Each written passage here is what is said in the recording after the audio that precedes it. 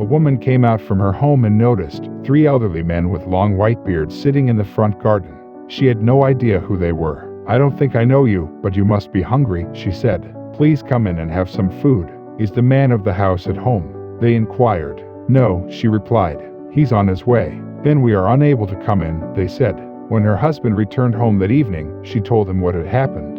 "Go tell them I am home and invite them in." The woman went out and invited the men in.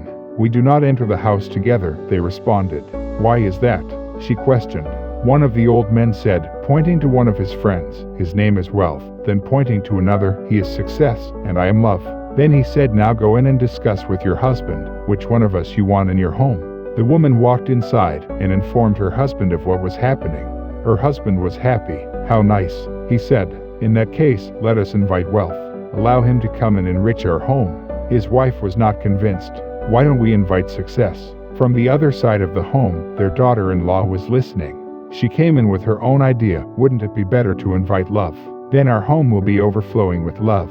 "Let us accept our daughter-in-law's advice," the husband told his wife.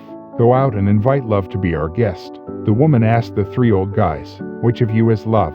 Kindly come inside and be our guest." Love stood up and began walking towards her house. The other 2 stood up and followed him. "I only invited Love. Why are you coming in?"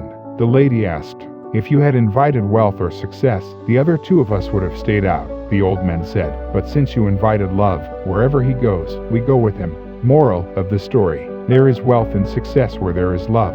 The genuine love shown in 1 Corinthians chapter 13 verse 8 never fails, but the shallow love we see in the media does. Because the term is used to express changing emotions or feelings of attraction, these will undoubtedly rise and fall. Knowledge, beliefs, and habits can stay, but feelings come and go. And regardless of what people say, the state known as being in love rarely lasts. However, godly love is not based entirely on emotion or attractiveness. It is both a decision and a commitment. Even when we don't feel like it, we choose to love. Instead of relying on feelings, we must choose committed love. When the world around us focuses what we can gain from our partner, we must choose to give. God commands us to love Him and our neighbors as we love ourselves. It appears simple to declare we love God because of all He has done for us, but when it comes to loving our neighbor, the situation changes. But we must remember that, while we are all separate in our flesh, we are all one in Christ. At the end of the day, no matter what a person does to you, they are still a child of God, and we must obey God's commandment to love our neighbors. Loving someone does not imply that you agree with everything they say or accept everything as correct. Sometimes loving someone entails telling them when they're wrong, which may be extremely tough, but it all depends on how you do it. People will notice if we live a life of love, and they will wonder why we are different. We need to shine our light brighter than ever before, especially in these dark times. May God continue to bless all the hearer and doers of His word.